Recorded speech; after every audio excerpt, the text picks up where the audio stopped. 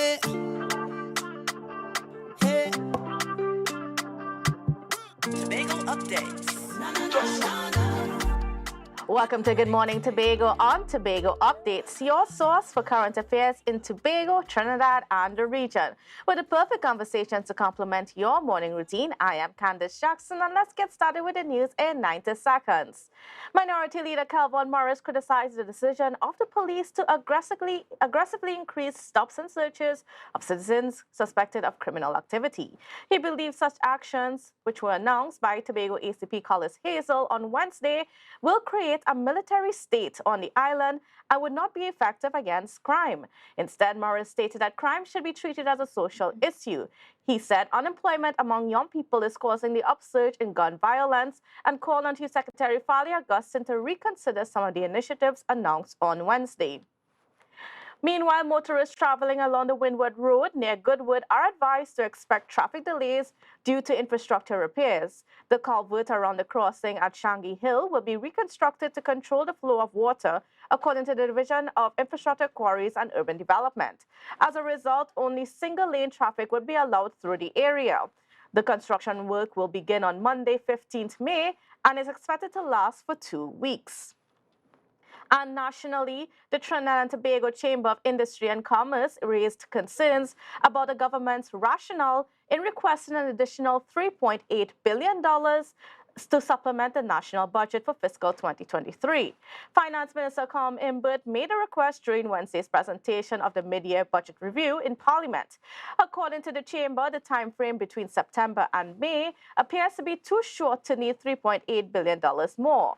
Additionally, the Chamber noted the minister's failure to identify revenue collected from the oil and gas sector over the last 6 months and projections for the rest of the fiscal year. And what's your news in 90 seconds? Well, viewers, as stated just earlier on the Tobago Updates morning show, we have a very special guest on with us who is choosing to start off her day with us, her very special day with us. And that's none other than the political leader of the IDA, Dr. Denise Tsoiafatt-Angus, who, yes, folks, is celebrating her birthday today. And it's my pleasure to wish you a very happy birthday, Dr. Angus. Thank you. Good morning, Kandace. And good morning to all of the Tobago Updates viewing and listening audience. There's nowhere else to start my birthday celebrations but with you. I mean, and I know it's something special, you know, when no matter what is happening, Dr. Angus can make time for us on her big day. Yeah. All right, well, Dr. Angus, unfortunately, we're going to have to talk about some very serious matters within our space today. And of course, that is the topic of crime. Viewers, you've been hearing all week.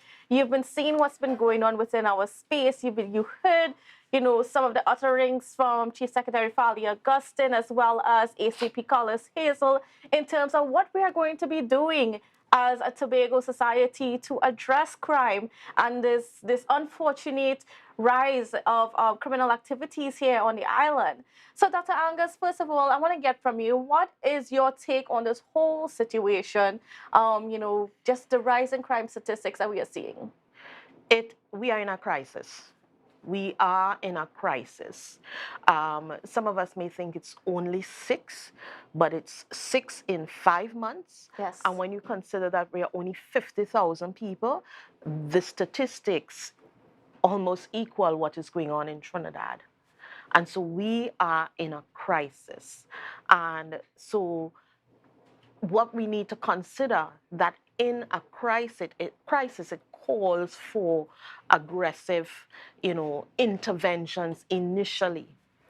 So, of course, I'm always going to talk in medical terms. If somebody is having a heart attack, you don't just, you know, sit back and tell them about eating well and doing these things. You get into action, and sometimes that action may be quite invasive.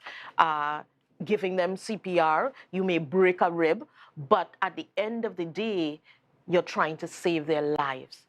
After you've done stabilizing, after you're completed with stabilizing them, then you get into, you know, the other parts of what does a maintenance program look like.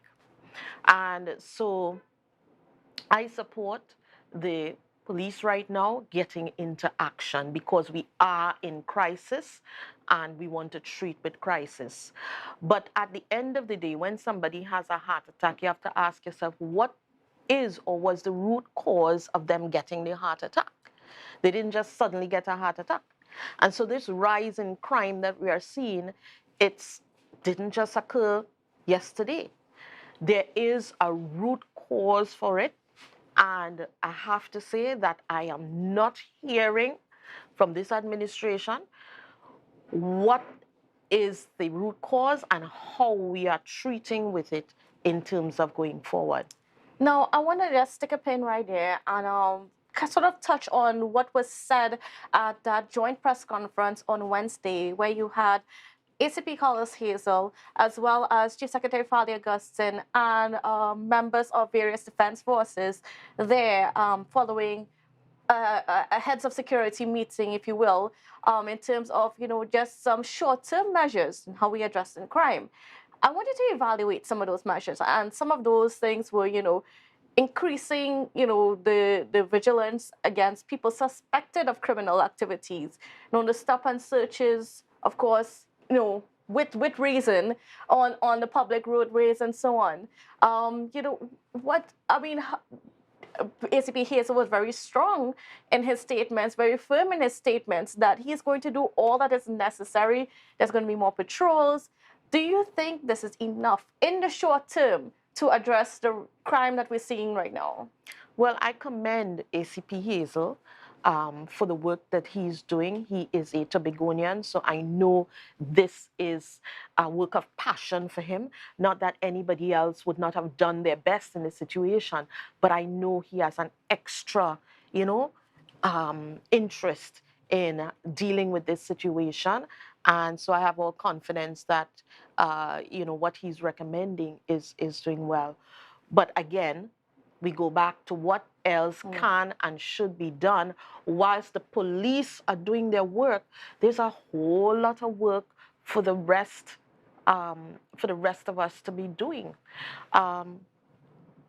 Children are not born criminals.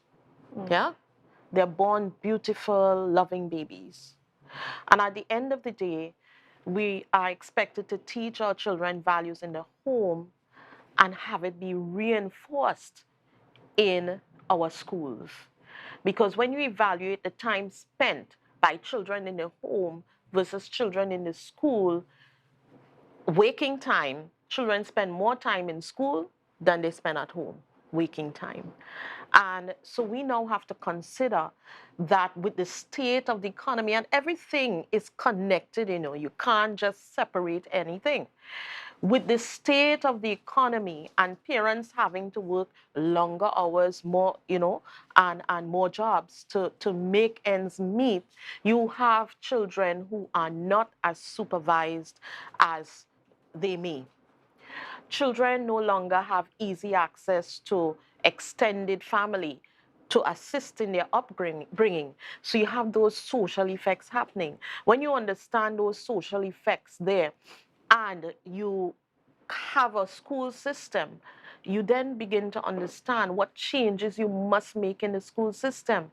And to date, we hear a promise of a change in curriculum, but we're not seeing it. Our children need to be taught more life skills from earlier in the school system. Our children need to come out already prepared for a trade. It matters not whether you are going into university afterwards. You may find that your journey into university, having had that trade, you now begin to understand the gaps in the trade. And when you go off to university, maybe you create something that is innovative and futuristic about that trade that you learned. But what then happens is that all the other students who are not interested in academia and going on to university, they come out with something that they can then begin to practice with. They come out with their pride that they are not a failure. They came out with something that they're passionate about that they can go to work on, and we support them in that regard. We also have work for our community groups, our NGOs, our police youth clubs. How are they being supported They shouldn't have to struggle every time they send in a request to get support for a program for children in the communities, for that to be questioned. Well, I wonder if they belong to this party or that party and whether I should give them the funding or not. That should not be.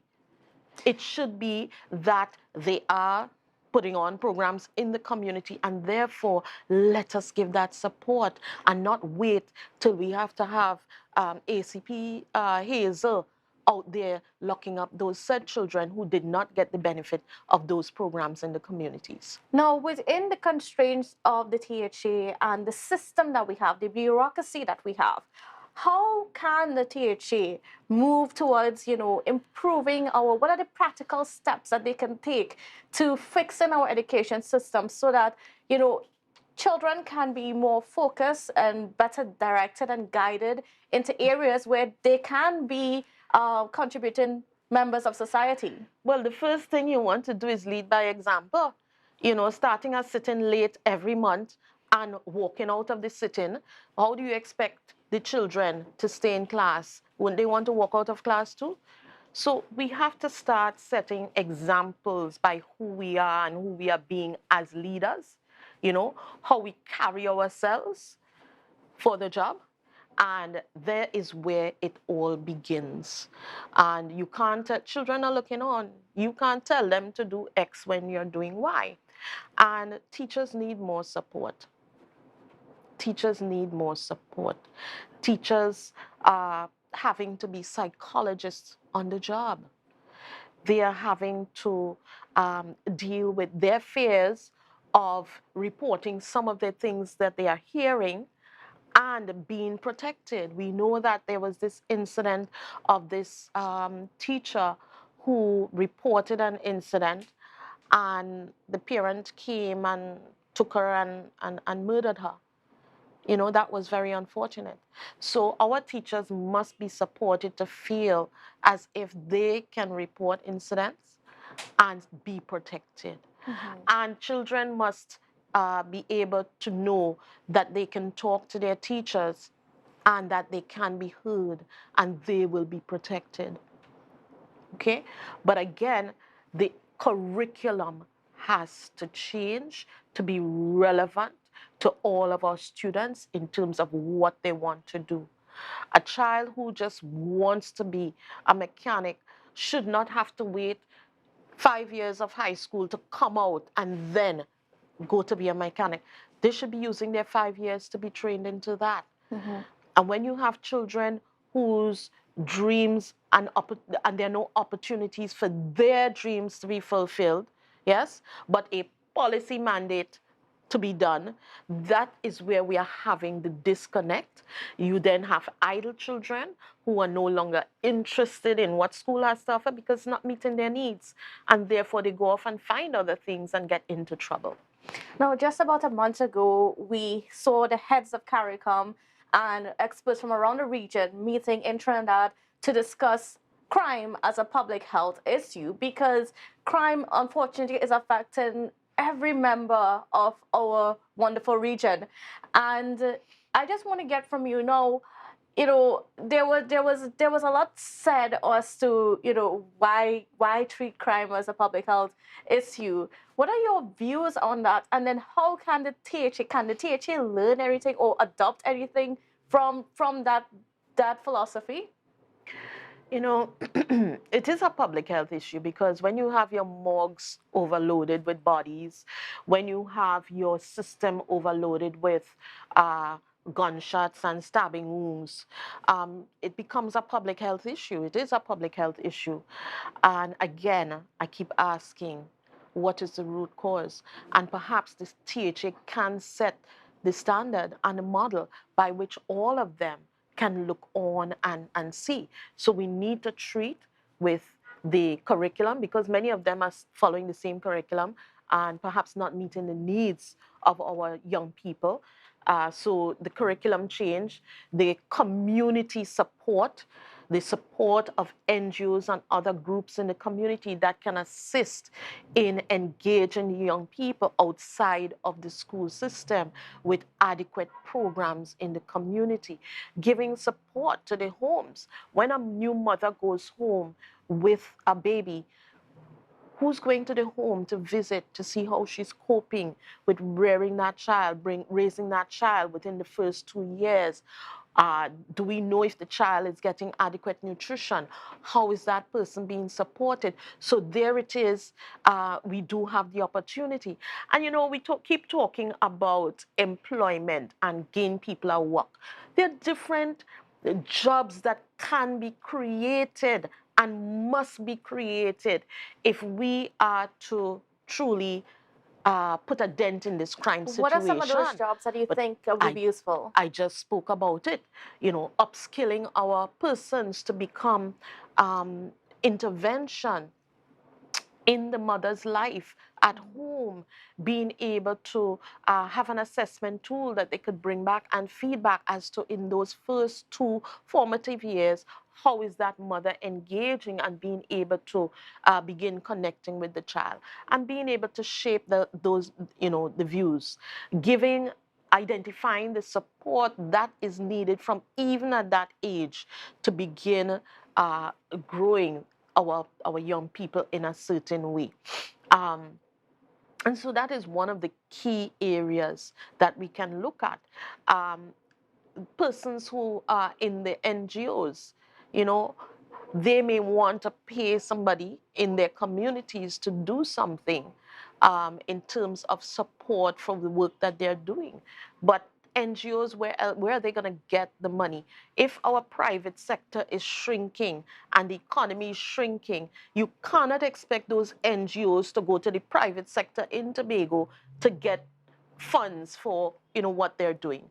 And again, we need to look at how do we grow the private sector in Tobago to ensure that the economy bounces back, that there is a robust community. And we have to look at also possibly how do we grow the population of Tobago to support the private sector. It's not just one thing we can look at for crime. It's part of the whole cycle of life, and we have to look at the whole cycle and see where we get to actually ensure that that cycle is dealt with. Right now, all we're doing is putting people into 10 days on, 10 days off. You don't care whether the 10 days off they could eat or they don't eat, but you feel as if you're satisfied by giving somebody a job to say they got 10 days on. And I think we have to start thinking further. We need to start thinking bigger than that. And in order to do those things, we come back to the one thing that Tobago needs right now, which we are not hearing discussions about, is our greater autonomy. Because with our greater autonomy becomes the economic empowerment that we will have as the driver to really get ourselves on track with Tobago's development, and that then begins to shift that the crime from what it is. Now, you opened this morning's conversations with that we are in a crisis in Tobago because of the situation. And we all know that crime and treating with crime, it's a whole societal approach. It can't just be the government. There are things that the government can do and are supposed to do, but society does have a responsibility as well. What are some of those practical things that you think that we as a people can do to, to help with this crime situation, help bring it down, work with the police, make sure that whatever we're doing now, however, even though you might say it might not be everything that we should be doing, but what can we do as a people to help? Have courage. First and foremost, our society, the people of Tobago and elsewhere, we have to have courage. It takes a village to raise a child. And right now, we have persons in villages who are afraid to even say to a child, don't do this or don't do that. Because they fear the repercussions of them doing it.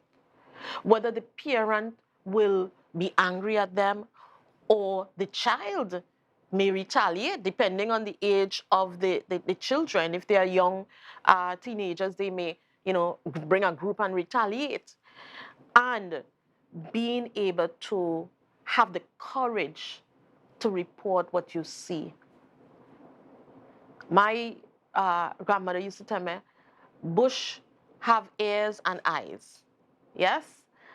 And a lot of times, the bush not talking.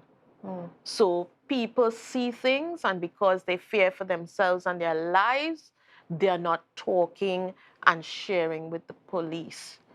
Or even, if you see a child going off wrong, they're not sharing with the parent because of fear of repercussions. And two, we have grown into a society of speaking quietly in closed doors to others, but addressing the issue directly where it can be addressed, we are not willing to do that. And so I'm saying that we have to grow courage, and we have to know that this is what it will take, all hands on deck, in order to turn this around.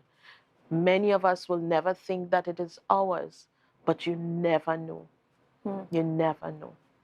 All right, and as we're getting ready to wrap up our conversations this morning, Dr. Angus, what is, if you have a message note for the Chief Secretary and for the THE, what would you like to tell them in terms of, making sure that we can get the public on board with what we need to do as a people to address crime? Accessibility and approachability is something that you must practice in office. And you have to develop platforms to get the communities involved in having a say. Many persons out there have solutions, but if you're not willing to listen to them, or they can't hear you, or they can't reach you, or you have an attitude when they get to you, it's not going to work. We need all hands on deck at this time. And let me take the opportunity right now to extend deepest condolences to my good friend, Mr. Selwyn Archer, and his family on the loss of his grandson, and also to other families over the last few months who have lost their loved ones. It's not easy to lose a loved one, and especially in the way it has occurred. Yes. And so I say to all of them, to the young people out there, retaliation is not the way. Because we will expect to see a lot more of that happening. Retaliation is not the way. Let us come together, let us talk, reach out and see what best we can do together as a people to start addressing the issues. All right, thank you so much, Dr. Angus. And of course, another happy birthday to you. Also happy Mother's Day coming up this weekend. You have a lot to celebrate, and we are so happy that you are able, even in all the celebrations, you're able to make some time for us here at Tobago Updates. Yes. Passionate about Tobago. That's who I am. Thank you. All right, viewers, we got a lot more coming up for you on the program. So when we come back from the break, we'll be talking with Minority Leader Kelvin Morris. Don't go anywhere. The energy fill the skies.